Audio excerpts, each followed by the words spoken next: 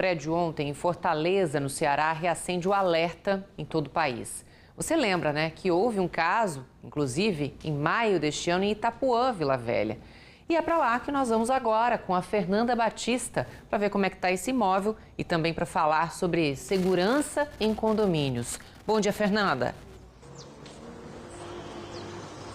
Oi, Andressa, bom dia para você, bom dia para o pessoal de casa também. Pois é, a gente voltou, né? Depois de tanto tempo, a gente está aqui, ó, em Itapuã, onde ocorreu esse desabamento em maio. A gente vê que os escombros, né, já não tem mais, já foram todos retirados, não tem mais entulho aqui, já até cresceu mato aqui onde ficava esse prédio. Era um prédio de 5 andares que desabou, felizmente era um prédio que não estava sendo habitado.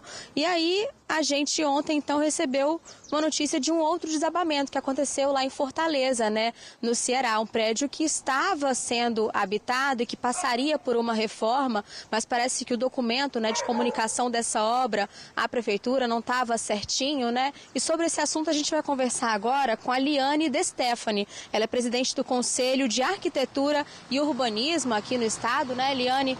Bom dia, explica pra gente como é que deve ser feito esse aviso, né, de reforma. Deve ser contratado um profissional para fazer a avaliação do imóvel. Essa obra ela deve realmente ser comunicada ao poder público? Bom dia a todos. Bom, esses desabamentos, eles ocorrem basicamente por 2 motivos. Ou é falta de manutenção do edifício, porque o edifício ele se deteriora com o tempo, né? Os materiais de construção também.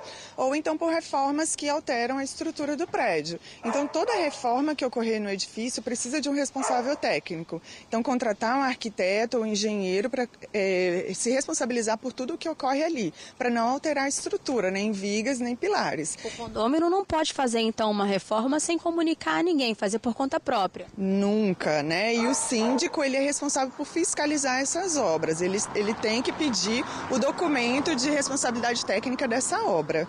E, além disso, o síndico também tem que fazer a inspeção predial. Mesmo que isso não seja lei no município, né? Alguns municípios têm, outros não. Essa inspeção predial é de suma importância para que tudo fique íntegro, né? Na verdade, na construção. O que seria essa inspeção? É de tempos em tempos contratar um profissional para avaliar esse imóvel? Na capital, a lei diz 10 anos. A cada 10 anos, um documento tem que ser emitido, né, dizendo se todas a estrutura e todos os equipamentos do edifício estão funcionando corretamente ou se precisam de reparo. Se precisar de reparo, ele precisa de um documento explicando o que deve ser feito para corrigir esses problemas. Então, nesse caso de Fortaleza, por exemplo, nós vimos vídeos que tinham várias patologias na estrutura e que isso não foi corrigido. Então, um profissional habilitado, ele iria identificar esses problemas e identificar como corrigir também. Joia. O poder público também é papel dele fiscalizar se o imóvel está em más condições e saber se o síndico realmente está fazendo esse trabalho, essa avaliação periódica? O poder público, principalmente a prefeitura, ela é responsável por ter toda a documentação dos edifícios. Então, os edifícios realmente registrados, né, na prefeitura. Então, a partir do momento que um edifício é construído, ele precisa de um documento de certificação de obra concluída, né? Então, todos os imóveis têm que ter esse documento. E por esse documento, um responsável técnico assina, né, como responsável pela estrutura, pela obra, né, desse edifício. Então, esse responsável é quem responde, né, arquiteto ou engenheiro pela construção, né, pela estabilidade daquela construção. Joia, agora a gente sabe que infelizmente nem todos os municípios têm essa fiscalização periódica, fazem esse trabalho, né?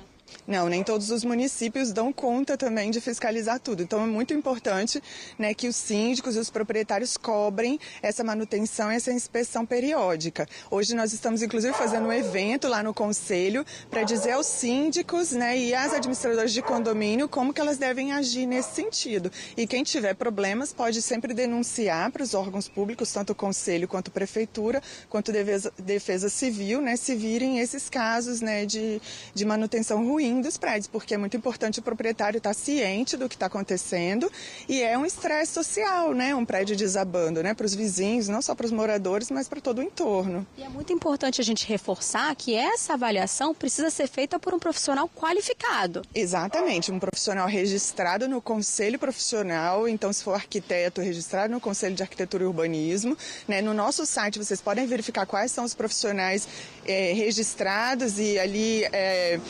pagando a anuidade, né, que podem responder por essa responsabilidade técnica, né, ou engenheiro, né, também registrado no CREA. Tá certo, muito obrigada pela participação aqui no Fala Amanhã. Liane, Andressa, com você aí no estúdio.